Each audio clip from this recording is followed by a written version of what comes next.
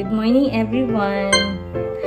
Sabihin ko lang wala namang ibang nakakaramdam ng pakiramdam natin kundi tayo sa sarili natin. So, tayo nakakaalam kung ano yung dapat ipasok natin sa katawan natin. Pag alam na natin na makakasama to o meron ka ng experience na nung kinain mo yun is sumama yung pakiramdam mo, huwag mo nang ulitin. Phobia na yan sa'yo bilang dialysis patient. Alam mo na kung ano kung paano mo i-adjust yung sarili mo sa pagkain. So, halimbawa, kumain ka ng baboy, tapos ang sarap-sarap ng kain mo, di ba? Sarap talaga. O yung lalo na yung may lechon na yung balat ng lechon, ang sarap-sarap. O, wala tayong sa mga ganong pagkakataon. Tapos mong kumain sumakit ang ulo mo, na ER ka, wag mo nang ulitin. Kasi nga, alam mong sa susunod na kumain ka, magiging ganon pa rin ang mangyayari sa'yo. At lalo mo lang sinisira yung kidney mo, lalo tayong mapapabilis ng pagkawala sa mundo. O syempre ayaw naman din nating mahirapan tayo o lalo yung mga kapamilya natin. Kaya ang gagawin na natin, tayo na mag-a-adjust sa sarili natin. Iwasan na lang natin yung mga ganun. Sa mga maalat naman, kaya naman natin kumain ng may konting alat, pero wag yung sobrang alat, 'di ba? Kasi pag sobrang alat, iba na yung tataas ng BP natin, ganyan. So, pwede naman yung may konting asin. Ako, kung naglalagay ako kahit konting asin, para kahit papano may lasa. Pero, hindi yun talagang maalat, ha? Then, lalo yung patis. Ay, wala na akong patis. Toyo, ketchup yan. Tinanggal ko na yan. Erase na talaga yan. So, wag nyo nang ilalagay yan sa kusina ninyo. O kung meron man, hindi na kayo kasali dyan sa mga kasamahan nyo lang na walang sakit. Okay? Yan. Sa tingin ko, magiging maayos yung pakiramdam natin pag mga ganon. Kasi ako, yun ang pakiramdam ko na kapag walang toyo, walang patis, walang bagoong, walang ketchup, ayan, okay yung pakiramdam ko. So, ang problema lang talaga yung sa buto, no? Ang bilis nang mag-decline din ng buto natin dahil for 6 years, nakaramdam na rin ako ng mga sakit-sakit sa mga buto-buto ko.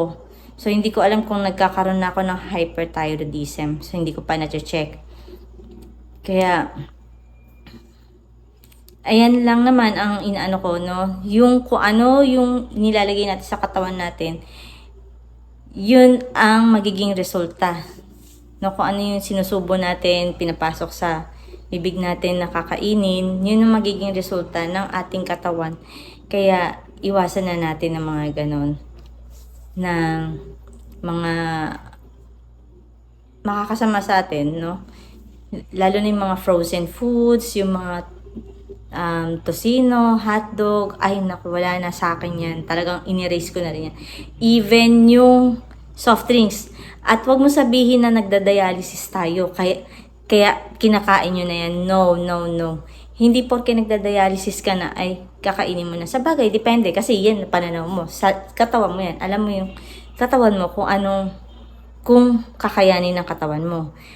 Ako sa akin kasi, yung katawan ko hindi kaya ng mga ganong pagkain. Pag kumain ako ng ganyan, after ilang oras o ilang araw, may epekto na yan sa akin. So ayoko na maranasan yung ganon uli na ma-ER. Yung tataas yung BP, hindi ka na naman makahinga. Alam niyo yun? Yan yung laging nagiging dahilan na laging nararanasan natin bilang mga dialysis patient. Diba? Pag napupunta tayo ng ER, hirap tayong huminga, yung BP natin ang taas, tas nahihilo tayo, masakit ang ulo. Ayan. Ayoko na talaga yung gusto ko na talaga iwasan yung mga ganyan. Talaga, inalis ko na yun sa sarili ko na walang soft drinks. Minsan nga, bumababa ang sugar ko dahil nga iniiwasan ko yung mga matatamis din. Pero, kaya kailangan pa rin natin kumain ng kanin.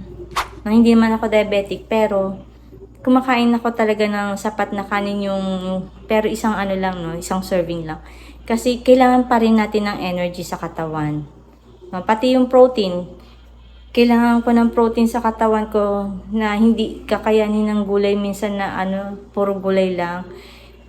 Ewan ko sa iba kung kakayanin na kumain ng as in puro gulay lang. Ako kasi, nung time na kumain ako na puro gulay lang, bumagsak talaga, nawalan ako ng muscle eh. Oo, nawalan ako ng muscle dito na iniwasan ko yung puro gulay. Ay, iniwasan ko yung mga meat, yan. Kaya, ang ginawa ko is bumalik ako, kumain ako ng chicken. Chicken tsaka isda. Pero, yun nga, ayan, ngayon, everyday, puro chicken na talaga ako. Oo, pero, kumakain din naman talaga ako ng gulay. Kumakain na ako ng gulay. Kumakain talaga naman ako ng gulay, basta may luto kaming gulay, yan. Kumakain ako, pero almost every day, morning till night, puro chicken. Although sabi nila, di ba, masama ang sobra. Pero hindi naman sobra yung chicken ko. Konti lang ako kumain pag chicken din. Hindi ko naman sinosobrahan na alam kung makakasama din sa akin.